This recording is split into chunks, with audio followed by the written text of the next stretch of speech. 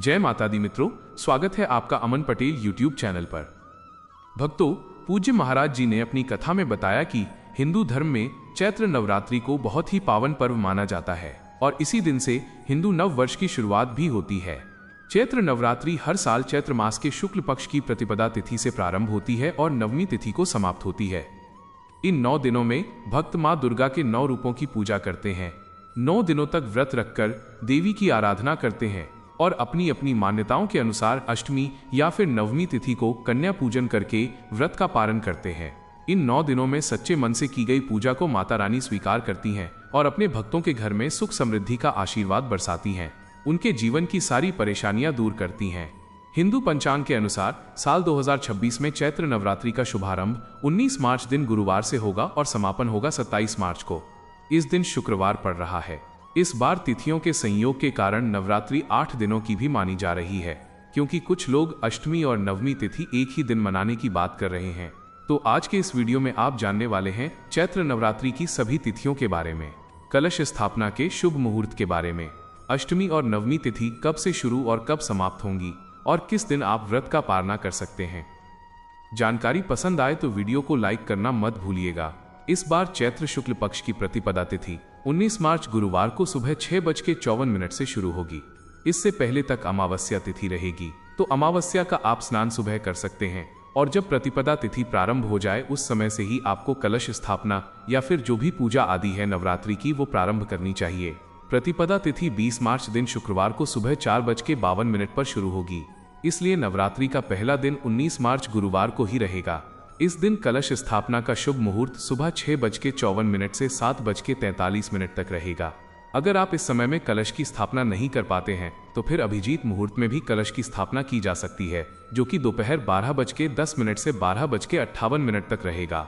अष्टमी तिथि प्रारंभ होगी 25 मार्च दिन बुधवार को दोपहर 1:51 से और अष्टमी तिथि का समापन होगा 26 मार्च दिन गुरुवार को सुबह 11:49 तक। इसके बाद में नवमी तिथि प्रारंभ हो जाएगी। ऐसे में जो लोग अष्टमी और नवमी एक ही दिन मनाने की बात कर रहे हैं वे 26 मार्च गुरुवार को अष्टमी और नवमी की पूजा करके कन्या पूजन कर सकते हैं। अगर आपके यहाँ पर अष्टमी के दिन कन्या पूजन होता है तो सप्तमी तिथि को व्रत रखकर अष्टमी तिथि गुरुवार को सुबह 11:49 तक आप कन्या पूजन कर सकते हैं। अष्टमी तिथि के अंदर अंदर कन्या पूजन कर लेना चाहिए और नवमी तिथि 26 मार्च गुरुवार को सुबह 11:50 से शुरू हो रही है और 27 मार्च शुक्रवार को सुबह 10:07 तक नवमी तिथि रहेगी। इसके बाद में दशमी तिथि लग जाएगी। ऐसे में जो लोग एक ही दिन यानी 26 मार्च गुरुवार को ही अष्टमी और नवमी मनाने की बात कर रहे हैं वे 26 मार्च गुरुवार को सुबह 11:50 से लेकर 12:30 तक दोपहर में कन्या पूजन कर सकते हैं, यानी नवमी का कन्या पूजन कर सकते हैं।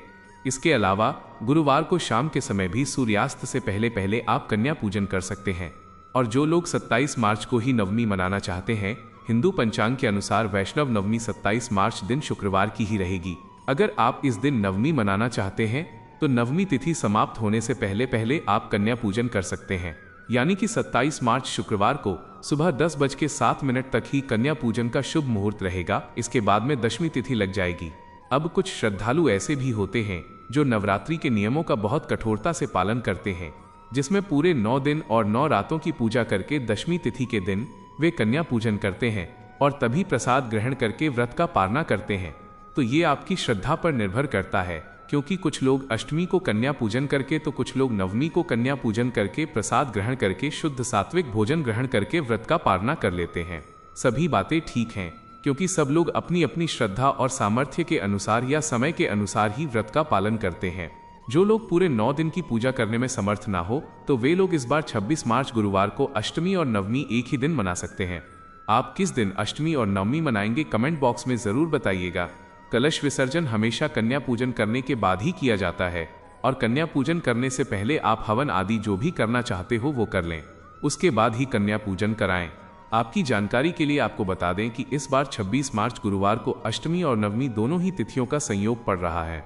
ऐसे में आप यदि अष्टमी नवमी एक ही दिन नहीं मनाना चाहते हैं तो 26 मार्च को अष्टमी की पूजा कर लें और नवमी तिथि का पालन आपको 27 मार्च शुक्रवार को करना चाहिए। हम 27 मार्च शुक्रवार को ही नवमी की पूजा करेंगे, कन्या पूजन भी उसी दिन करेंगे। हम भी प्रसाद ग्रहण करके व्रत का पारणा कन्या पूजन करने के बाद ही कर लेते हैं। आप व्रत का पारण कब करते हैं कमेंट बॉक्स में बताना मत भूलिएगा। मित्रों, जानकारी अच्छी लगी हो तो कृपया वीडियो को लाइक जरूर करें और आपने अभी तक अमन पटेल यूट्यूब चैनल को सब्सक्राइब नहीं किया है तो कृपया चैनल को सब्सक्राइब जरूर करें। राधे राधे।